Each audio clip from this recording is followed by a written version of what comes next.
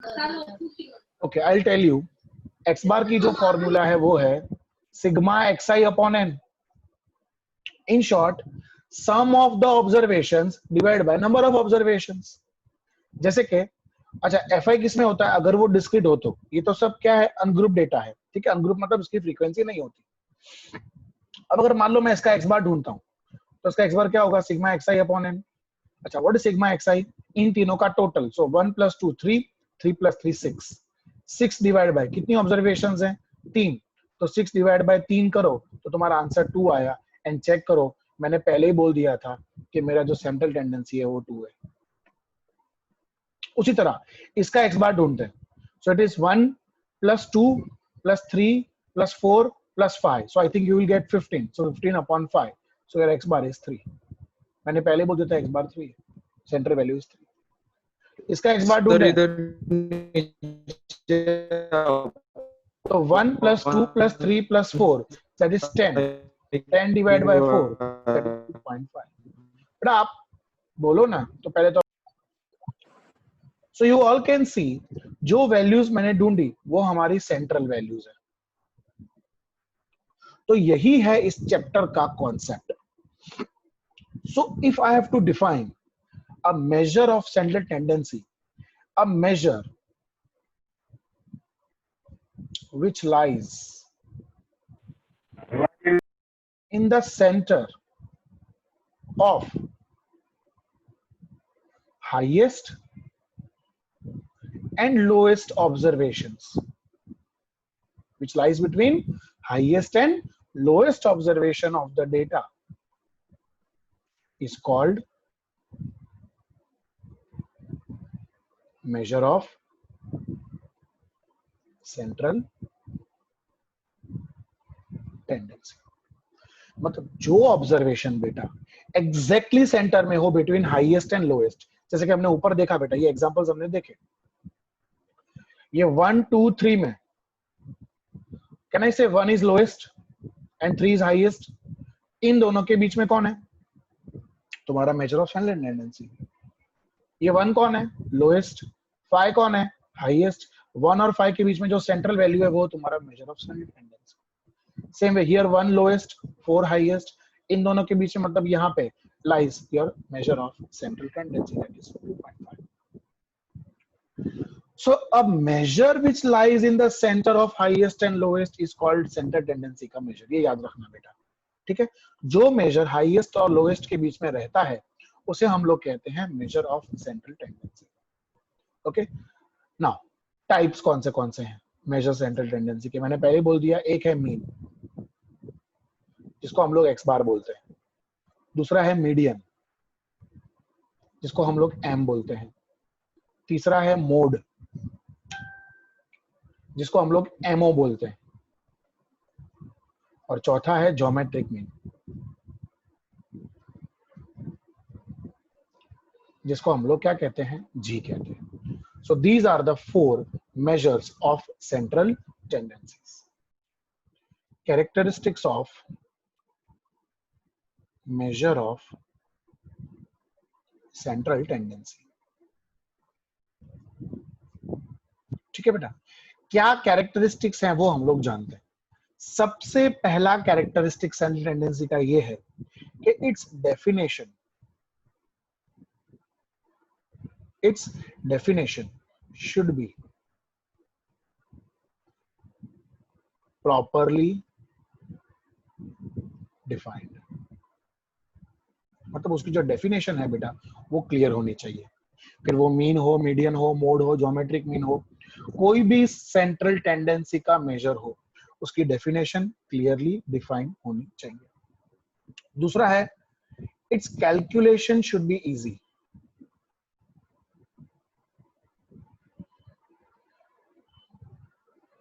उसकी जो कैलकुलेशन है बेटा वो कैसी होनी चाहिए, इजी होनी चाहिए, जिसको हम इजीली कैलकुलेट कर सकते हैं। दूसरा, it should be easily understandable.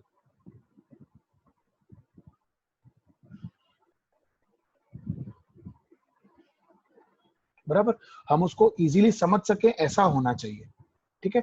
It should not be in an haphazard manner but it should be in a proper understandable manner. चौथा, all the observations should be used in its calculation.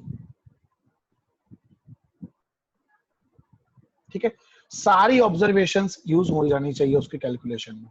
ठीक है, कोई भी ऐसा ना हो कि भाई 5 ऑब्जर्वेशन है तो हम लोग सिर्फ 2 कंसीडर करें, बाकी के 3 कंसीडर ना करें. ऐसा नहीं होना चाहिए. All the observation should be used. उसके बाद it should B suitable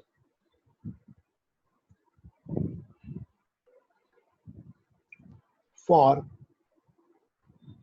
algebraic calculations.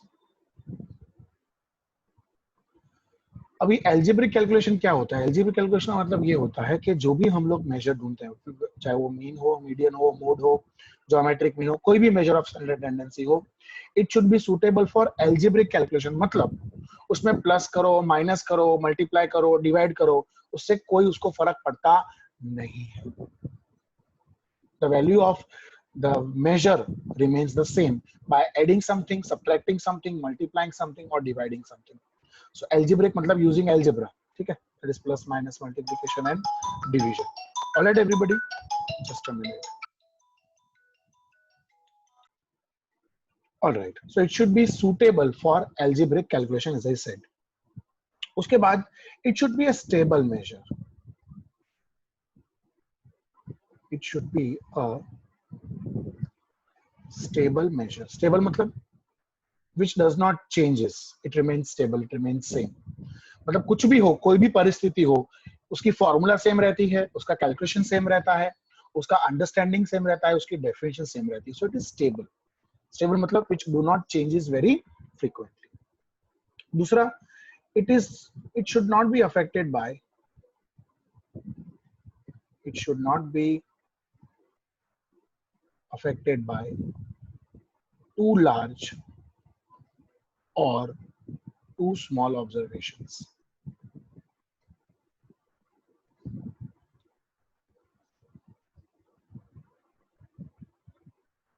ठीक है, बहुत बड़ी या बहुत छोटी ऑब्जर्वेशन से ये मेजर अफेक्ट नहीं करना चाहिए.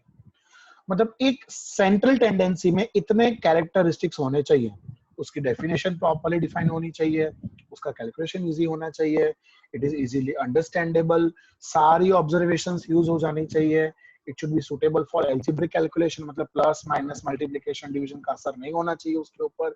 एक स्टेबल मेजर होना चाहिए, कोई भी सिचुएशन में उसकी वैल्यू वैसी की वैसी ही रहनी चाहिए. Definition, formula, calculation, everything. So it should be a stable measure and it should not be affected by too large or too small observations. बहुत बड़ी या बहुत छोटी ऑब्जर्वेशन से वो अफेक्ट नहीं होना चाहिए. All right बेटा, so this was our topic of central tendency और उसके characteristics. अब मैं आपको आज समझाने जा रहा हूं सबसे पहला मेजर ऑफ सेंट्रल टेंडेंसी और सबसे best measure of central tendency, that is mean. Mean को हम लोग क्या बोलते हैं? एक्स बार बोलते हैं. अब इसकी फॉर्मूला बेटा, अब मीन ढूंढने की सबसे पहले तो देयर आर 2 मेथड्स. ठीक है, सबसे पहली मेथड है डायरेक्ट मेथड. इसको डायरेक्ट मेथड इसीलिए बोलते हैं क्योंकि इसमें डायरेक्ट हम लोग जो भी ऑब्जर्वेशंस दी होती है एक्सआई, वो हम डायरेक्टली यूज करते हैं. ठीक है, अब इसकी फॉर्मूला, डायरेक्ट मेथड से अगर मुझे मीन ढूंढना हो तो उसमें सबसे पहले अनग्रुप्ड डेटा. अब आप बोलोगे सर अनग्रुप डेटा मतलब क्या होता है? अनग्रुप डेटा का मतलब होता है जो डेटा क्लासिफाइड नहीं होता. अब आप क्लासिफिकेशन समझ गए. अनग्रुप मतलब ऐसी ऑब्जर्वेशंस होगी 1, 2, 5, 11, 14 लाइक दैट, इसको अनग्रुप कहते हैं. और ये एक्सआई, एफआई, फिर क्लास, एफआई, ये ग्रुप्ड डेटा में आता है. These are called group data because they are classified and these are unclassified, so they are called ungrouped data. ठीक है बेटा. so अगर ungrouped data से मुझे मीन ढूंढना है तो उसकी फॉर्मूला है x bar is equals to sigma xi upon n, जो हमने अभी ऊपर किया बेटा, आप लोगों ने देखा. so एक है ungrouped data और अब दूसरा है grouped data. अब grouped data में again there are 2 techniques, I mean 2 types. One is your discrete, discrete मतलब उसमें खाली एक्स आई एफ आई होगा, और दूसरा होगा कंटिन्यूअस। आई होप अब आपको डिस्क्रीट कंटिन्यूअस क्या है वो पता है। डिस्क्रीट में खाली एक्स आई एफ आई होता है और कंटिन्यूअस में क्लास होता है, मतलब वो इंक्लूसिव भी हो सकता है, एक्सक्लूसिव भी हो सकता है। सो अनग्रुप और डिस्क्रीट में अगर मुझे एक्स बार ढूंढना है तो उसकी फॉर्मूला है sigma f i x I upon n, और इसमें भी sigma f i x I upon n. So I think both have same formulas. अब आपके मन में जरूर ये क्वेश्चन उठेगा, सर इसमें डिस्क्रीट में तो एक्स आई नजर आता है, कंटिन्यूअस में एक्स आई कहाँ से आएगा? तो आप लोगों को याद होगा 10th में आप ऐसा करते थे, अगर याद ना भी हो तो मैं आपको फिर से याद करवा देता हूँ कि कंटिन्यूअस में अगर एक्स आई ढूंढना हो तो उसके लिए हमें कौन सा कॉलम ढूंढना पड़ता है? मिड वैल्यू का कॉलम। कौन सा कॉलम ढूंढना पड़ता है हमें? Mid value. मिड वैल्यू मतलब upper limit plus lower limit divide by 2। Again बेटा this we have studied in our chapter number 2। ठीक है, अब हर चैप्टर दूसरे के साथ इंटरलिंक्ड है बेटा। So this is your which method? Direct method. ठीक है, अब मैं आपको बता रहा हूं दूसरी मेथड जिसका नाम है shortcut method. The second method is shortcut method. इसको शॉर्टकट मेथड इसलिए बोलते हैं because it is based on DI. अच्छा, इसको आप आई थिंक 10th में इसको यू बोलते थे, U X minus A upon C. यहाँ पे इसको डी आई बोलेंगे, that is X I minus A और X I minus A upon C. ठीक है, तो अगेन शॉर्टकट मेथड से अगर मुझे मीन ढूंढना हो तो उसमें एक तो पहले अनग्रुप्ड डेटा, तो अगर अनग्रुप्ड डेटा से ढूंढना हो तो X bar is equals to A plus sigma D I upon N. I think यहाँ पर आप इसको यू आई बोलते थे, तो A plus sigma U I upon N होता था। इसमें ए का मतलब क्या होता है? ए का मतलब होता है अज्यूम्ड मीन, और डी आई का मतलब होता है एक्स आई माइनस ए। और अगर मुझे ग्रुप्ड डेटा के लिए ढूंढना है, so in grouped data we have discrete and we have continuous. So discrete में अगर मुझे x बार ढूंढना हो using shortcut method, तो it is a plus sigma fi di upon n। और अगर continuous का चाहिए तो it is a plus sigma fi di upon n into c।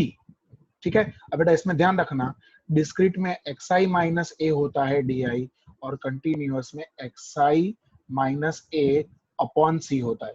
एक चीज का ध्यान रखना बेटा, ये जो हम लोग यहाँ पे इंटू सी करते हैं ना यहाँ पे कंटिन्यूअस में, वो इसीलिए करते हैं क्योंकि हम लोग डी में xi माइनस ए अपॉन सी करते हैं। मतलब यहाँ पे आप अपॉन सी ना करो ना तो यहाँ पे इंटू सी करने की भी जरूरत नहीं है। आपको याद रख, जो यहाँ पे इंटू सी इसीलिए होता है क्योंकि यहाँ पे डिवाइड बाय सी होता है। मतलब यहाँ डिवाइड बाय सी ना करो तो यहाँ पे इंटू सी करने की भी जरूरत नहीं है। ये सी की इफेक्ट को नलिफाई करने के लिए यहाँ पे हम लोग यहाँ पे इंटू सी करते हैं। Alright, so let us start beta the very first sum. The weekly growth in centimeter in sapling grown in a nursery are 1.0, 3.2, 1.4। Sir sapling मतलब? सैपलिंग का मतलब होता है छोटे छोटे पेड़ पौधे।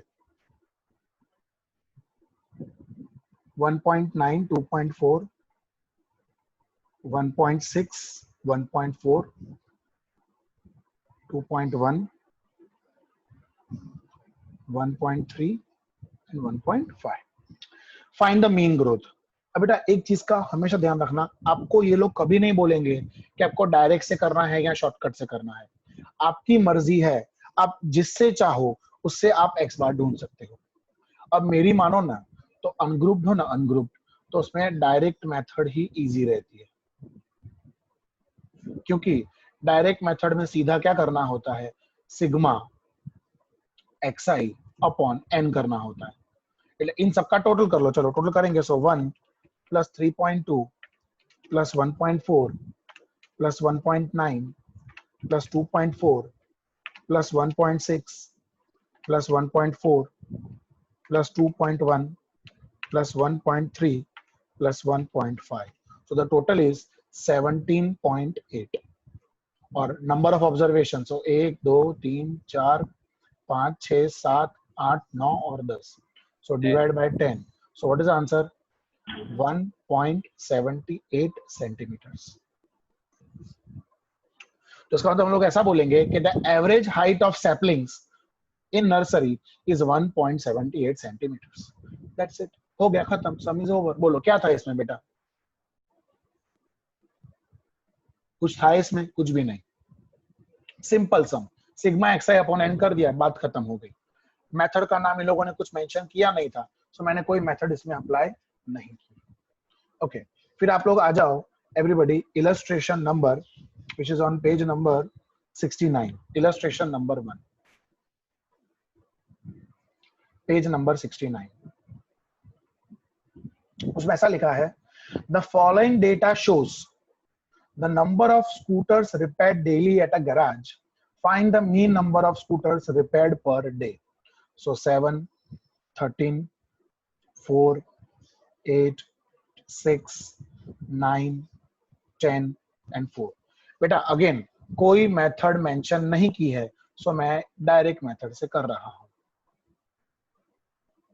सो डायरेक्ट मेथड से अगर मुझे एक्स बार चाहिए तो very simple, it is sigma X I upon N.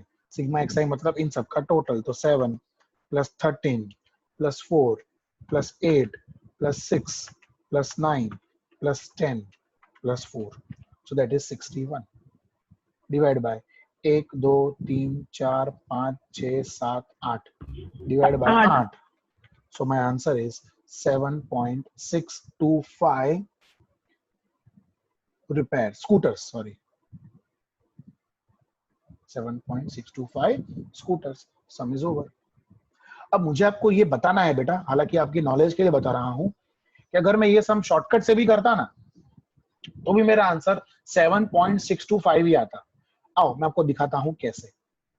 Shortcut से, नाम ही शॉर्टकट है तो लॉन्ग कट.